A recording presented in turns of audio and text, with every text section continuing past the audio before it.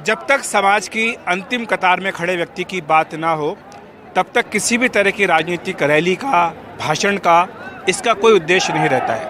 हमारे साथ एक ऐसे ही व्यक्ति हैं जो खास तौर से पीएम नरेंद्र मोदी की आज की दुर्ग की रैली में हिस्सा लेने के लिए आए थे।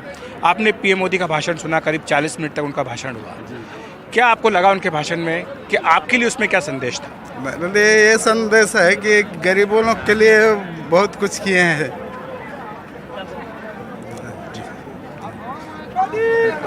जैसे राशन की बात हो, चाहे समाज कल्याण की बात हो, महिलाओं की बात हो, सबके लिए बहुत काम किए हैं गरीब वर्ग के लिए। जो राशन की योजना है उसका उन्होंने उल्लेख किया और कहा कि अगले 5 साल के लिए और बढ़ाएंगे इसको आप कैसे देखते हैं? तो वो तो ठीक है सर, गरीब लोगों के लिए तो राशन के बढ़ाने से क्या है, उनको आर्थिक विकास होगा उनका। अक्सर करके खर्चा जो है राशन में ही ज़्यादा लगता है, तो उससे क्या है कि उसकी उन्नति होगी। और जो बात उन्होंने कही है कि गरीबों को जातियों में बांटने का प्रयास किया जा रहा है, और खुद को उन्होंने बताया कि ओबीसी प्रधानमंत्री उनको रोज़ जो है कांग्रेस वाले भला बुरा कहते हैं। नहीं, वो तो जातियों में बांटना ठीक नहीं है। हिंदू माने हिंदू होना चाहिए, एक ही जाति होना चाहिए, हिंदू है करके।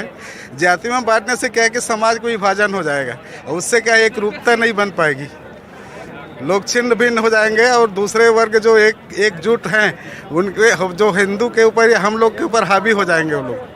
छत्तीसगढ़ की जनताओं को सबसे बड़ा विश्वास ये हुआ है कि 21 क्विंटल चावल खरीदने का आश्वासन और 3100 रुपये में प्रति क्विंटल चावल लेने का आश्वासन जो मिला है, वह छत्तीसगढ़ के किसानों के लिए हितकारी योजना है।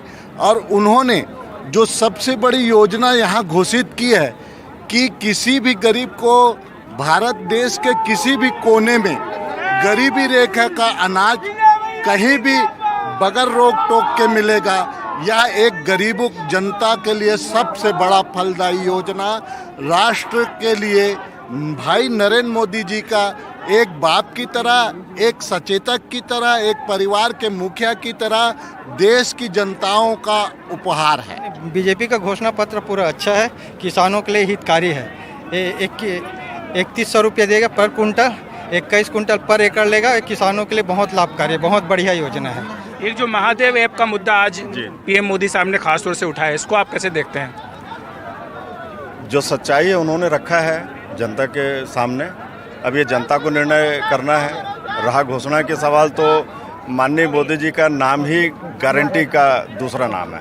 तो मोटे तौर पर बात यह है कि जिस तरह से घोषणा की गई है प्रधानमंत्री अन्न योजना की 5 साल बढ़ाने के लिए, ये एक तरह का बड़ा मास्टर स्ट्रोक साबित हो सकता है, क्योंकि जो अलग अलग लोगों से हमने यहाँ पर बातचीत भी की है, उन्हें ये लगता है कि ये गरीबों के लिए एक बहुत बड़ी गारंटी है पीएम मोदी की, और ये निश्चित तौर पर एक तरह से बीजेपी को इसका राजनीतिक लाभ भी कई राज्यों के चुनाव में और साथ ही लोकसभा चुनाव में भी मिल सकता है। दुर्ग से कैमरामैन संजय कौशिक के साथ अखिलेश शर्मा, एनडीटीवी इंडिया। अगर चुनाव की दृष्टि से देखें तो बीजेपी को पीएम गरीब अन्न कल्याण योजना से ज़बरदस्त फायदा मिला है, वो चाहे उत्तर प्रदेश का विधानसभा चुनाव हो या 2019 का लोकसभा चुनाव। इन चुनाव में बीजेपी को गरीब वर्ग के लोगों का ज़बरदस्त समर्थन भी मिला, और एक तरह से ये बीजेपी की चुनाव जीतने की गारंटी भी मानी जाती है। यही कारण था कि जो योजना कोविड काल में शुरू की गई थी, जिसमें गरीबों को, हर परिवार को 5 किलो अनाज हर महीने सरकार अपनी ओर से मुफ्त देती थी, इसे लगातार बढ़ाया गया है। अभी की अगर हम बात करें तो दिसंबर 2023 तक के लिए पीएम गरीब कल्याण अन्न योजना को बढ़ाया गया, और आज पीएम मोदी ने छत्तीसगढ़ के विधानसभा चुनाव में, जहां पर कि 7 तारीख को मतदान होना है, कुछ ही दिन बचे हैं पहले चरण के मतदान में, उससे ठीक पहले दुर्ग में एक बड़ी रैली को संबोधित करते हुए ये घोषणा की है कि मोदी सरकार इस योजना को अगले 5 साल के लिए बढ़ाने जा रही है। यानी 2028 तक ये जो योजना है ये बढ़ा दी गई है पीएम मोदी की इस घोषणा के साथ ही, और इसमें 80 करोड़ जो गरीब परिवार हैं देश भर के, उन्हें हर महीने 5 किलो मुफ्त अनाज मिलेगा। छत्तीसगढ़ की अगर बात करें तो यहाँ पर गेहूँ और साथ ही चना ये मिलता है और चावल भी दिया जाता है। तो इस तरह से छत्तीसगढ़ में ये योजना, इसका लाभ कई लोगों को मिल रहा है, और यहाँ पर आकर के ये घोषणा करना पीएम मोदी की ओर से, इससे बीजेपी को ये लगता है कि आने वाले विधानसभा चुनाव हों या फिर लोकसभा चुनाव जो कि 2024 में होने जा रहे हैं, उसमें इससे पार्टी को फ़ायदा मिलेगा। और जिस तरह से पीएम मोदी ने बार बार गरीबों की बात की है और ये कहा है कि उनकी सरकार 2014 में आने के बाद से ही गरीबों के कल्याण के लिए बड़ी योजनाएं शुरू की गई। उन्होंने पीएम आवास योजना का भी जिक्र किया, पीएम गरीब कल्याण अन्न योजना का तो उन्होंने खुद ही ऐलान कर दिया कि इसको 5 साल के लिए बढ़ा दिया जाएगा।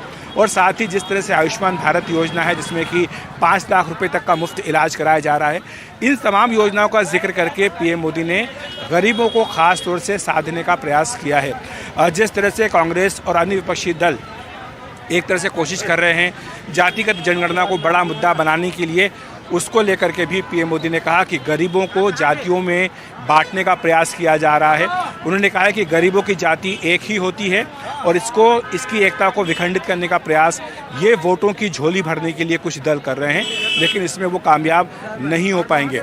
और उन्होंने ओबीसी का मुद्दा भी उठाया और जहाँ पर छत्तीसगढ़ में जहाँ पर कि साहू समाज की संख्या काफ़ी ज़्यादा है और पीएम मोदी खुद भी उसी समाज से आते हैं। जिस तरह से राहुल गांधी की टिप्पणी आई थी और जो मामला सुप्रीम कोर्ट तक गया जिसके चलते उनकी मेंबरशिप भी चली गई थी, उसमें राहुल गांधी का नाम लिए बिना उन्होंने जिक्र किया और कहा कि छत्तीसगढ़ के साहू समाज का भी अपमान एक तरह से कांग्रेस के नेताओं ने किया है। तो ये भी एक बड़ा मुद्दा भावनात्मक रूप से पीएम मोदी ने यहाँ पर बनाने का प्रयास किया है। खुद को ओबीसी पीएम बताया और कहा कि इस ओबीसी पीएम को कांग्रेस के नेता पानी पी करके गाली बकते हैं। तो एक के बाद एक कई ऐसे मुद्दे हैं जिनको यहाँ पर पीएम मोदी ने उठाया है।